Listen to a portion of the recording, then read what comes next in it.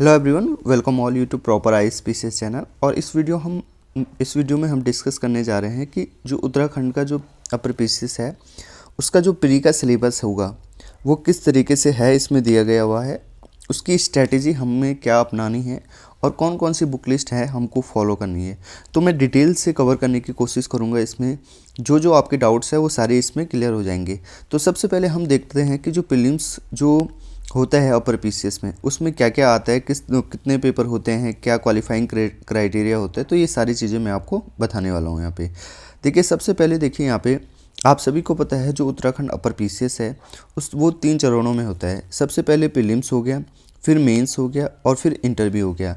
अब यहाँ पे देखिए थोड़ा बहुत मैं मेंस के भी आपको यहाँ पे चेंजेस बता देता हूँ कि किस तरीके से 2021 में जब अपर पीसीएस आया था उस टाइम पे क्या चेंजेस थे, उस टाइम पे क्या था और अब क्या है। ठीक है, तो क्या चेंजेस हुए। सबसे पहले मेंस में चेंज हुआ है। तो मेंस में पहले वहाँ पे 7 सब्जेक्ट आते थे, ठीक है, अब यहाँ पे 8 सब्जेक्ट आएंगे, ठीक है, और 2 उत्तराखंड के अलग पेपर होंगे। ये चीज़ आपने अभी तक समझ ली होगी। अगर आपने नहीं समझी है तो जो मैंने पुरानी वीडियो बनाई है तो वहाँ जाके आप देख सकते हैं। नाउ इंटरव्यू में एक चेंज हुआ है कि जो अभी इंटरव्यू होगा अपर पीसीएस का 200 वाला 200 नंबर का होगा। नाउ अब ये 200 नंबर का ना होके 150 नंबर का हो गया है। तो ये सारे चेंजेस मैंने पहले भी बता दिए थे आपको। नाउ आज का जो वीडियो का हमारा जो मेनली डिस्कशन होगा, it will all about related to the prelims examination. ठीक है, तो जो प्रीलिम एग्जामिनेशन होगा आपका वो होगा आपका ऑब्जेक्टिव टाइप, यानी कि इसमें एमसीक्यू आपको पूछे जाएंगे। ठीक है, तो जो प्रीलिम्स एग्जामिनेशन है उसमें 2 पेपर आपके होने वाले हैं। फर्स्ट पेपर जो कि होगा जनरल स्टडीज़ का, और जो सेकंड पेपर होगा वो होगा आपका जनरल एप्टीट्यूड टेस्ट का। अब मैं पहले पेपर के बारे में आपको बता दूं, तो जो फर्स्ट पेपर होगा आपका वो 150 नंबर का होगा। ठीक है, और इसमें 150 क्वेश्चन आपसे पूछे जाएंगे। हर क्वेश्चन 1 नंबर का होगा। ठीक है, और अगर आप क्वेश्चन को गलत करते हैं तो 1/4 जो नेगेटिव मार्किंग इसमें रखी गई है। तो इतना आप समझ गए। और ये जो फर्स्ट पेपर होगा जो कि जनरल स्टडीज़ का होगा वो 2 आवर्स का होने वाला है। ठीक है, अब सेकंड पेपर की यहाँ पे हम बात करते हैं। जो सेकंड पेपर है जनरल एप्टीट्यूड टेस्ट है, इसमें बेटा आपके 100 क्वेश्चन आने वाले हैं। ठीक है, अब 100 क्वेश्चन आएंगे आपके, और ये कितने मार्क्स का होगा, ये भी 150 मार्क्स का होगा। हर क्वेश्चन के लिए आपको 1.5 मार्क्स दिए जाएंगे। ठीक है, अगर सही करते हो, और अगर गलत करते हो तो दोबारा से 1/4 आपके काटे जाएंगे। ठीक है, ये भी 2 घंटे का होने वाला है।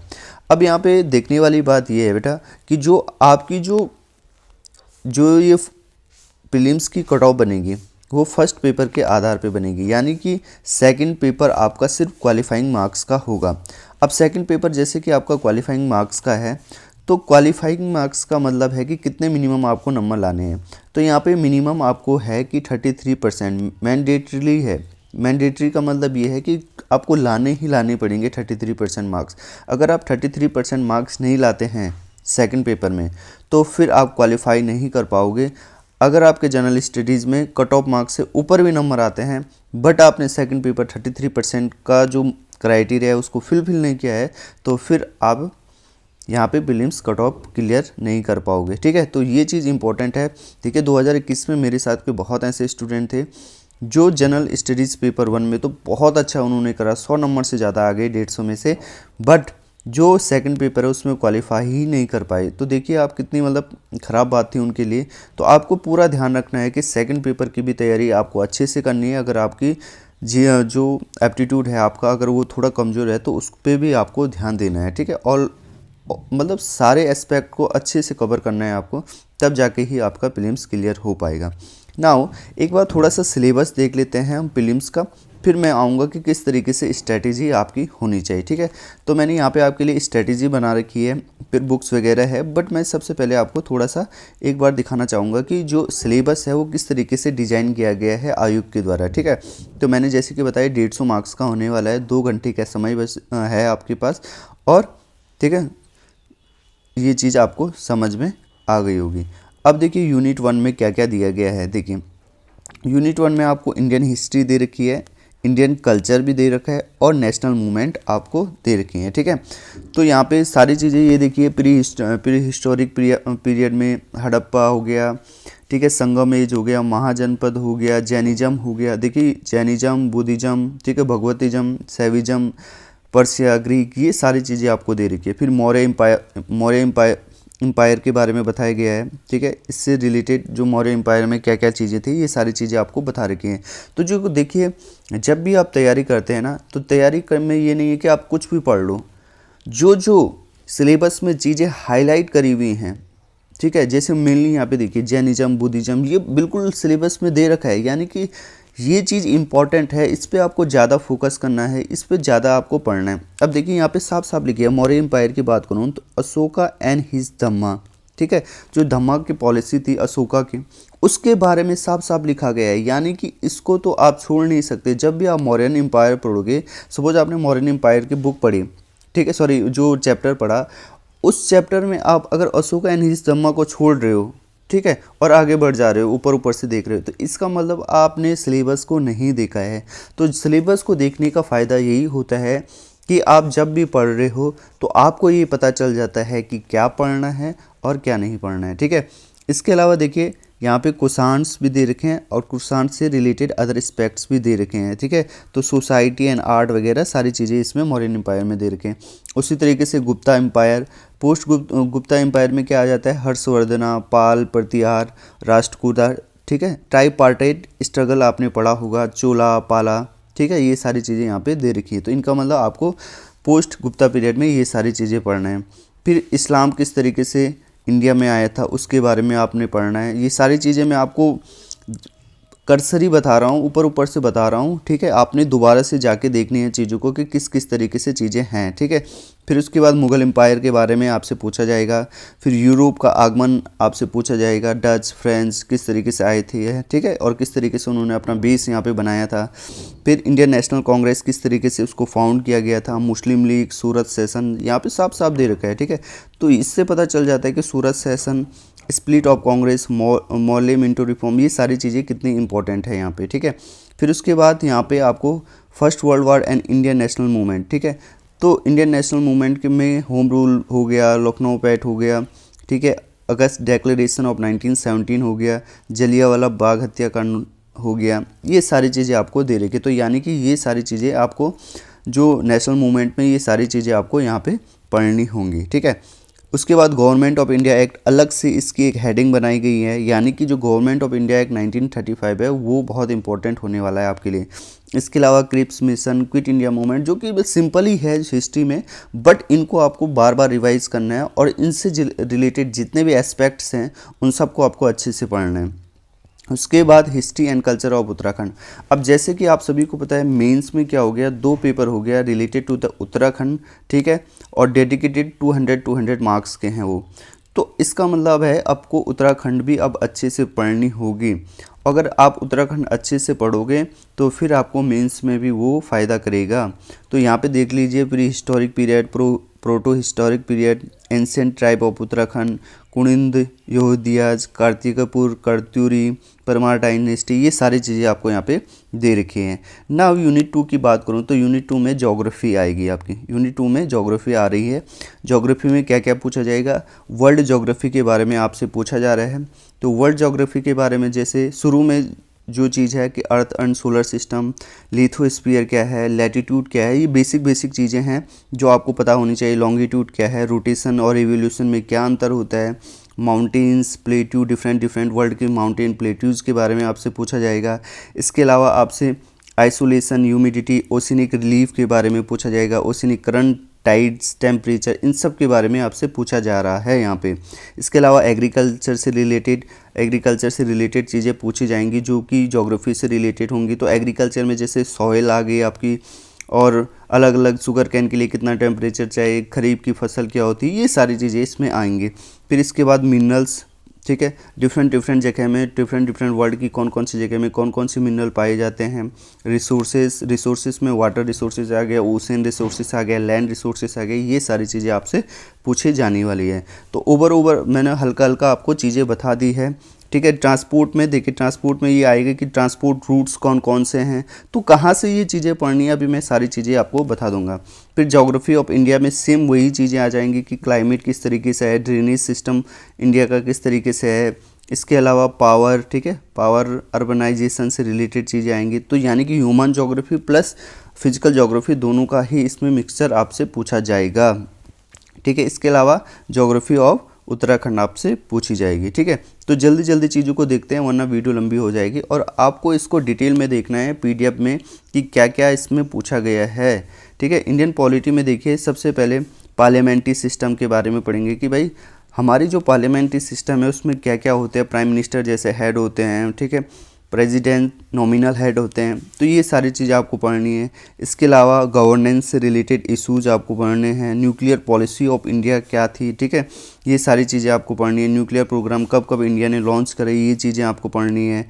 लोकपाल लोकायुक्त आजकल नए लोकपाल नियुक्त हुए हैं, तो इन सारी चीज़ों के बारे में आपको पढ़ने हैं।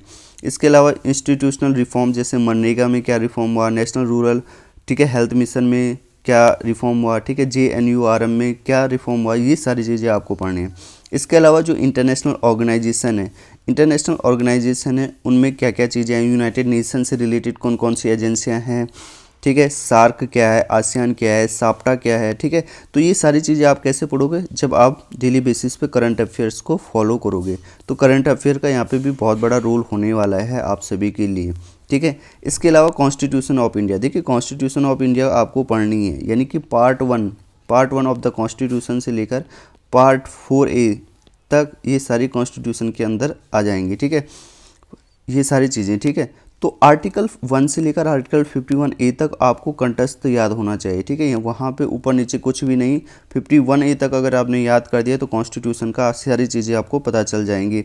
वहाँ पे कॉन्स्टिट्यूशन में प्रीएम्बल क्या है, कॉन्स्टिट्यूशन असेंबली में क्या क्या हुआ था, ठीक है, डायरेक्टली इनडायरेक्टली चुने गए थे, किस तरीके से चुने गए थे, ये सारी चीज़ें आपको पता होनी चाहिए। फंडामेंटल राइट हो गया, ठीक है, DPSP नीति निर्देशक तत्व हो गया। उसके बाद आजकल जुडिशरी का जो इशू है बहुत ज़्यादा चल रहा है, तो जुडिशरी से रिलेटेड क्या क्या चीज़ें हैं वो सारे आपको जानने हैं कि किस तरीके से सुप्रीम कोर्ट के जजेस को वहाँ पे रिक्रूट किया जाता है, जो लोअर जुडिशरी है, कंटेम्प्ट ऑफ कोर्ट क्या होता है, ये सारी चीज़ें आपको ध्यान में रखनी है। इसके अलावा इंडियन पॉलिटी में यूनियन एग्जीक्यूटिव में कौन कौन आते हैं, president, prime minister, council of minister, ठीक है, ये सारी चीज़ें आपको पढ़नी है। इसके अलावा Panchayati Raj system, it is most important, ये यहाँ पे आप स्टार बना लीजिएगा। पंचायती राज सिस्टम में पढ़ने के लिए थोड़ा सा है, बट क्वेश्चन यहाँ से सबसे ज़्यादा पूछे जाते हैं। यानी कि अगर पॉलिटी के अगर आपको 20 क्वेश्चन देखने को मिल रहे हैं तो कम से कम 4 से 5 क्वेश्चन आपको, या अगर कम भी पूछे जाएँ तो 3 क्वेश्चन तो यहाँ से पूछे जाएंगे। तो 3 क्वेश्चन भी आपकी प्रीलिम्स की कट ऑफ को पूरी करने में बहुत मदद कर सकती हैं। ठीक है, तो ये सारी चीज़ें हैं जो इसमें दी गई हैं। इसके अलावा उत्तराखंड की जो पॉलिटी है उसमें ये भी सारी चीज़ें दी गई है। ठीक है, अब इकोनॉमिक्स की बात करें तो इकोनॉमिक्स में सोशल डेवलपमेंट इश्यूज हो गए, ह्यूमन डेवलपमेंट इंडेक्स हो गया, फॉरेन डायरेक्ट इन्वेस्टमेंट क्या होता है, इन्फ्लेशन क्या है, इंक्लूसिव ग्रोथ क्या है, ठीक है, इकोनॉमिक डेवलपमेंट हो गया, एलपीजी जो पॉलिसीज़ आई थी 1991 में, ये सारी चीज़ें हैं। इसके अलावा आपसे पूछा जाएगा कि भाई टैक्सेशन रिफॉर्म क्या है, बैंकिंग बिजनेस क्या है, ये सारी चीज़ें, और यूनियन बजट इज़ इम्पॉर्टेंट। ठीक है, तो ये सारी चीज़ें आपसे इसमें पूछी जा रही हैं। इसके अलावा इंडिया का जो फाइनेंशियल सिस्टम है, फाइनेंशियल सिस्टम में money market, capital market, security market, ये सारी चीज़ें आ जाती हैं। इसके अलावा इंडियन एग्रीकल्चर सिस्टम में जैसे MSP का जो इशू रहता है, ठीक है, इसके अलावा ग्रीन रेवोल्यूशन हो गया, ठीक है, तो ये सारी चीज़ें आपकी रहती है। नेशनल फूड सिक्योरिटी एक्ट 2013 का है, तो ये सारी चीज़ें आपसे पूछी जा सकती हैं।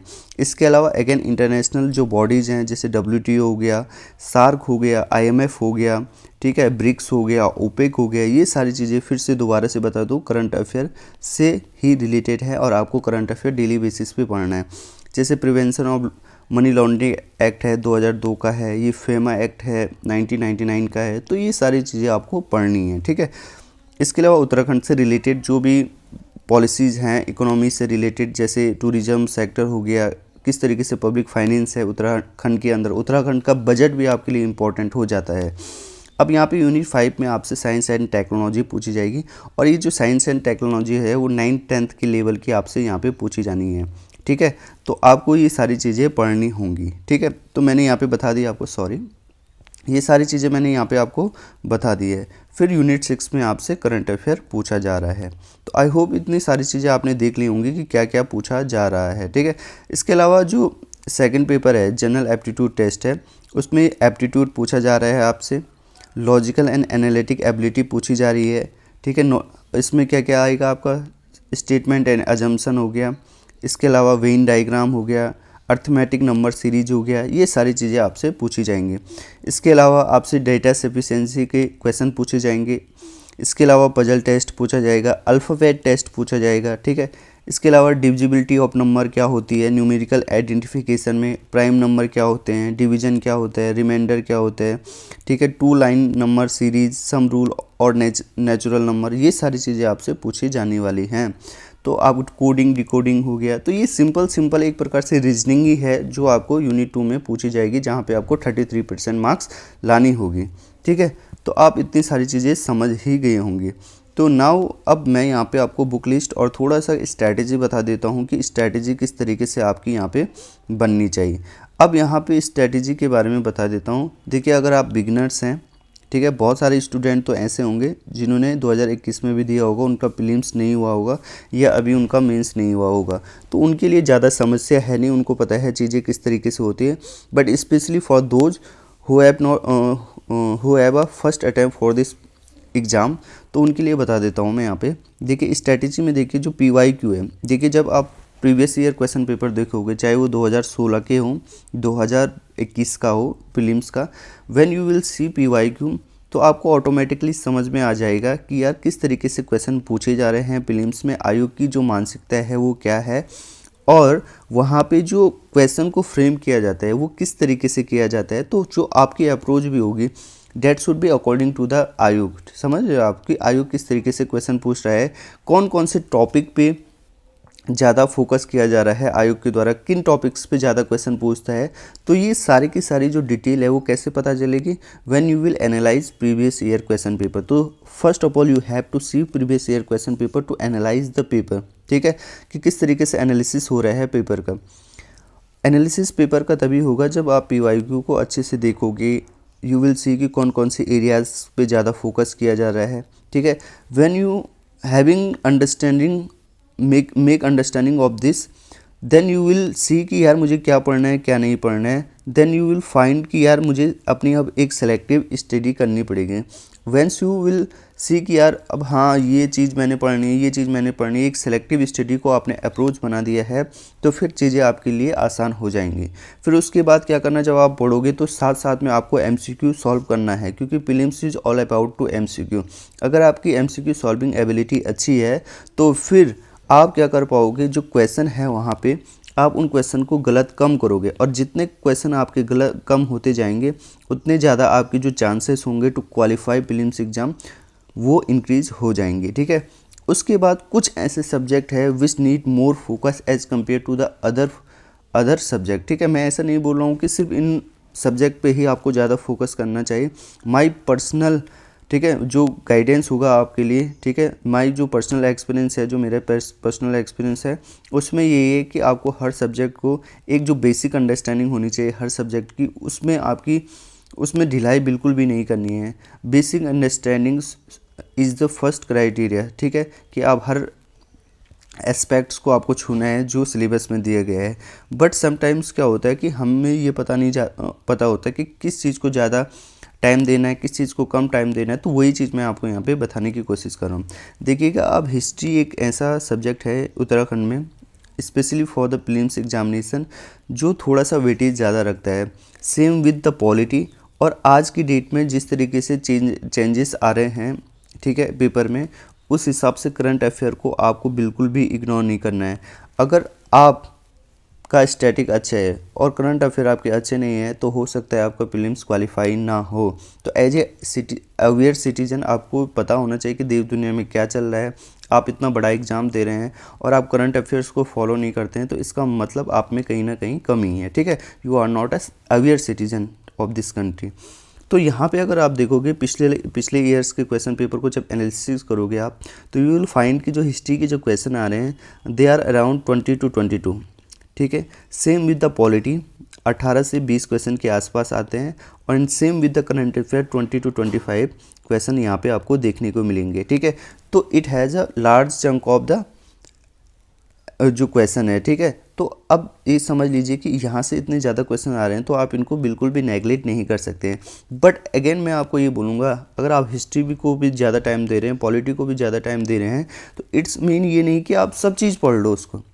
आपको क्या करना है, जस्ट टू जो सिलेबस है उसको निकालना है, और उसमें से भी आपको क्या करनी है, सिलेक्टिव स्टडी करनी है कि किस चीज़ पे ज़्यादा फोकस करना चाहिए। अब जैसे मैं हिस्ट्री की बात आपको बताऊं, तो हिस्ट्री में आजकल आर्ट एंड कल्चर पे ज़्यादा फोकस हो रहा है, आर्ट एंड कल्चर पे फोकस हो रहा है, किसने कौन सी बुक्स लिखी थी, ठीक है, उस चीज़ पे ज़्यादा फोकस हो रहा है। आजकल ये फोकस नहीं हो रहा है कि किसने किसके साथ ज़्यादा लड़ाई करी थी, ये चीज़ों पे फोकस नहीं हो रहा है। Again when we will talk about history, Jainism और बुद्धिज़्म के बारे में वहाँ पे आपसे पूछा जा रहा है, जैनिज़्म क्या है, बुद्धिज़्म क्या है, इन चीज़ों पे ज़्यादा फोकस हो रहा है, ठीक है।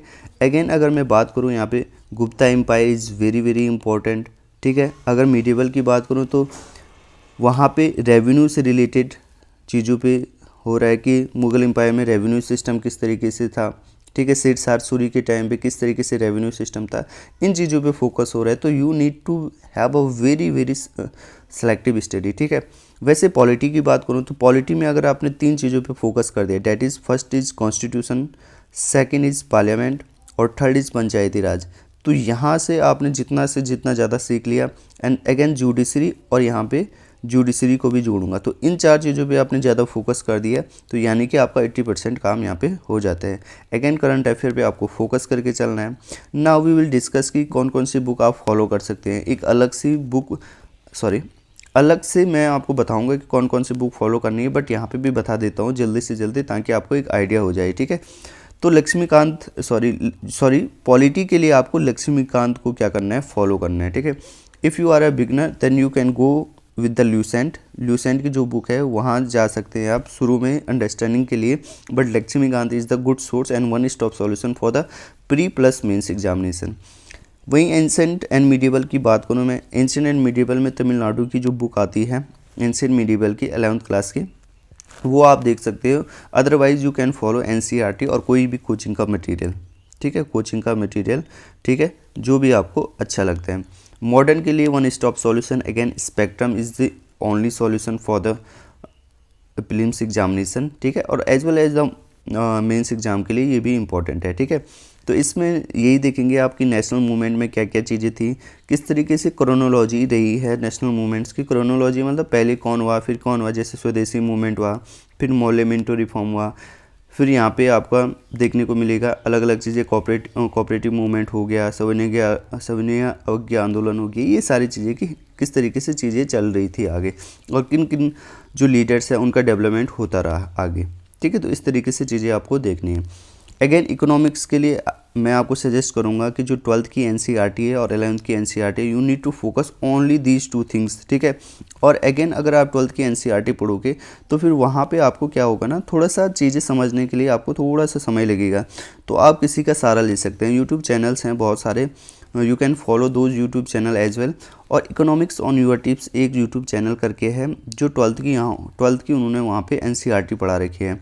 तो दिस चैनल इज़, मतलब मुझे तो बहुत अच्छा लगा था जब मैंने शुरू में इकोनॉमिक्स पढ़ना स्टार्ट करी थी 12th की, तो I followed this channel and I found this channel is very good channel, ठीक है। वहाँ से मेरे जो कॉन्सेप्ट थे रिलेटेड टू जीडीपी, जीएनपी, ठीक है, ईच एंड एवरीथिंग मैंने वहाँ से क्लियर कर लिया था। Now which area you need to focus on economics syllabus, the first thing is national economy. National economy में जो भी है, जैसे जीडीपी, जीएनपी क्या है, ठीक है, different type of accounting of national economy, ठीक है।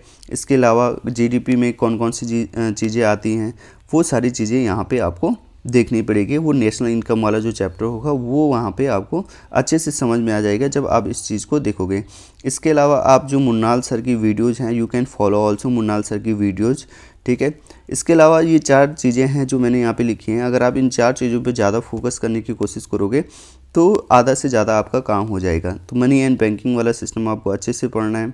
फिजिकल पॉलिसी में क्या आ गया, रेवेन्यू डेफिसिट क्या है, फिजिकल डेफिसिट क्या है, ये सारी चीज़ें, और इंडिया रिसिप्ट्स क्या होती हैं, एक्सपेंडिचर क्या है, कैपिटल एक्सपेंडिचर क्या होता है, ये सारी चीज़ें फिजिकल पॉलिसीज़ में आ जाएगी। अगेन इन्फ्लेशन से रिलेटेड, इन्फ्लेशन में क्या होता है, डिफ्लेशन क्या होता है, इन्फ्लेशन क्या होता है, ठीक है। ये सारी चीज़ें आपको CPI इन्फ्लेशन क्या होता है, WPI इन्फ्लेशन क्या होता है, कॉस्ट पुश इन्फ्लेशन क्या होता है, डिमांड पुल, ठीक है, डिमांड पुल इन्फ्लेशन क्या होता है, ये सारी चीज़ें आपको यहाँ पे पढ़नी होंगी। और ये चार अगर आपने टॉपिक कवर कर दिए, you mean it's mean you have done 80% of the syllabus. क्योंकि उत्तराखंड की बात करूँ स्पेशली इकोनॉमिक्स में आपको ज़्यादा पढ़ने की ज़रूरत है नहीं, इन्हीं चैप्टर से आपको बार बार क्वेश्चन पूछे जाएंगे, ठीक है, और ये 80% यहाँ पे आ जाएगा। अगर मैं बेसिकली अगर बात करूँ 2021 में, तो जो ज़्यादातर क्वेश्चन पूछे गए थे ना वो फिजिकल पॉलिसीज़ से पूछे गए थे, और फिजिकल पॉलिसीज़ और नेशनल इनकम से पूछे गए थे। और जब मैंने वहाँ पे दिया था पेपर तो मेरे ये कॉन्सेप्ट बहुत ज़्यादा क्लियर थे। तो 17 क्वेश्चन आए हुए थे, तो 17 क्वेश्चन में से मैंने 16 क्वेश्चन सही कर लिए गए थे, ठीक है। तो सिर्फ इन 2 टॉपिक से, और इतने सिंपल अगर बेसिक अंडरस्टैंडिंग पता हो तो आप आसानी से कर लोगे, ठीक है ना। वहाँ पे आप उत्तराखंड की बात करेंगे तो उत्तराखंड के लिए बहुत सारे लोग बोलते हैं Parikshavani also a very good book for the Uttarakhand specially. But अगर कोई इंग्लिश में पढ़ना चाहता है तो मैंने हिमांशु कपाल्टे सर की बुक पढ़ी थी जिनकी रैंक 1 आई थी 2016 में। तो this book is also a very good book, but ये इंग्लिश में है। तो यू कैन सी कि जो इंग्लिश वाले स्टूडेंट है they can follow this book, but सिर्फ इस बुक के भरोसे भी नहीं बैठ जाना है, you need to go another sources for, ठीक है, क्योंकि सारी चीज़ें कवर नहीं है। उत्तराखंड में थोड़ा सा चीज़ें स्कैटर्ड है, तो you need to organize all the things from here to there, ठीक है। तो इस सारी जगह से लेनी है आपको चीज़ें, and you have to compile your resources, ठीक है। और मैं तो ये बोलूँगा कि जिन चीज़ों के आपके पास जो चीज़ें बिखरी हुई है, you have to make a notes of those, so that कि बार बार चीज़ें इधर उधर आपको जाने की ज़रूरत ना पड़े और आपका टाइम बच जाए। तो ये था सारी चीज़ें, मैंने आई होप मैं चीज़ों को अच्छे से क्लियर कर पाया हूँगा यहाँ पे। और अगर आपकी जो भी क्वेरीज़ होंगी मुझे let me know in the comment box, और मैं जो भी चीज़ें होंगी अगर दोबारा से वीडियो बनानी होगी किसी भी चीज़ से रिलेटेड तो आप मुझे कमेंट बॉक्स में ज़रूर बताइएगा, ठीक है। तो अभी के लिए इतना ही रखते हैं। जय हिंद दोस्तों।